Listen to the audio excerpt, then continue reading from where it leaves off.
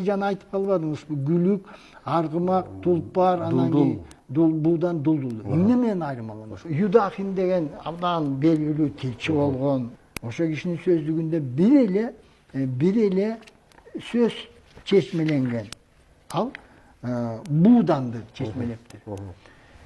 Скакун, выносливый, быстрый, неутомимый. Чарчабаган, чалыкпаган деп. Ал ошентип, эми бул киши кыргыздын терең турмушу менен таанышкан жок да. Жанагы көп кылым бою жылкы жаныбар менен камыр жумур болуп жүргөн кыргызчаны ажыратып билген да. Эми бул аны мындай чечмелеп терең бере алган эмес. Башка сөз жок. Мына тулпар да жок жерде. Күлүктү минтип коюптур. Күлүктү скаковая лошадь, бегунец деп коюптур. Бул эчтеке муну айтпайт да бул. Анан тулпар муну мифический крылатый конь, боевой конь, выдающийся скакун деп койгон да. Бу да үстүртө. Мен анан айтып берем, кыргыз кантип буларды ажыраткан.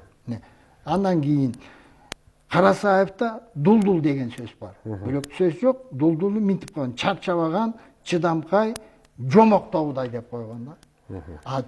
Андан терең мүнөздөгөндө азыр сиз өзүңүз түшүнөсүз кандай кыргыз ажыратып билгенин. Негизи жылкы жаныбарды кыргыз эли турмуштан сынаган да. Турмуштан сынаган. Сиз бала кезде жүрүп калдыңыз тоодо, көчкөндө ал убакта көпүрө жок да. Жолдор деле жок да. Эң негизи көпүрө жок. Чоң дарыялар. Жаз мезгилде жайлоо чыгаарда суу кирет да. Эстеп калдыңыз да муну? Ошондо чоң сууларды кече турган ар бир ат, ар бир айгыр, ар бир жылкы кечип кете алган эмес. Билесиз да, э? Баланча жерге барайын, 2 дарыяны кечем, Түкүнчөнүн баланча деген атын сурап келчи деп бала кезде угуп калбадык да. Демек кыргыз жылкы жаныбарды суу менен сыноодон өткөргөн. Суу менен. Мисалы, тетиги Волга дарыясы же болбосо көкө менен киргенде, же нарын кирип атканда. Нарын киргенде таштарды агызып, эметкенде. Таластын суусу киргенде деле таштарды агызып, шарпылдап акканда. Көрдүңүзбү? Ошон үчүн кыргыз жылкыны суу менен сынаган. Анан кийин эмне менен сынаган? Анан кийин чыдамкайлыгы менен кээ бир жылкылар барып бир күн кечинде келгенде эртеси күнү жүрбөй калат. Билесиз? Анан таң ашырып байлашып, тери кургасын деп, бутуна жем түшүп кетет деп эчтеке бербей, чөп чар бербей кармашканда. Көрдүңүзбү? Кандай сыноо, турмуштун өзүнүн муктаждыгы менен сыноодон өткөндө. Кээ бир жылкыларды, кээ бир учурларда жылкыны от менен, кадимкилер жана калың талааны же болбосо чөп өрттөлгөндө ошондон өтүп кетиш керек болот. Секиртип өткөн, аралатып өткөн. Анан бизде мындай да, чырканактын суусу киргенде жыл сайын жырып кете берет. Эгерде былтыр бу жерде жол болсо, быйыл жол жок. Келдиң 3 метр. Секириш керек да, ат менен. Туурабы? Ар бир ат андан секирип кете алган эмес. Мына сыноо деп ушуну айтат да. Турмуш өзү улам сынап турган. Ал эми мынагу жоок баатырларга кандай ат керек? Алар айгайлаган, ырчуу, ушундай чабыш менен да сынаган да. Ушинтип сынап келген дагы ошо сыноого жараша жанагындай бөлгөн. Күлүк, аргымак, тулпар. Азыр эми айтып коеюн. Бул негизи жылкынын алына жараша, күчүнө жараша, анан кийин акылына жараша. Акылына. Мына мен айтып коеюн, Манаста дулдулду эмне деп мүнөздөп атат? Душманга калдырган эмес да, минген кишини душман калдырган эмес. Акыл да бул. Көрдүңүзбү? Акылына. Мындайча айтканда, жылкынын кайсы акылы болчу деп азыр айтат го. Бул абдан туура эмес да.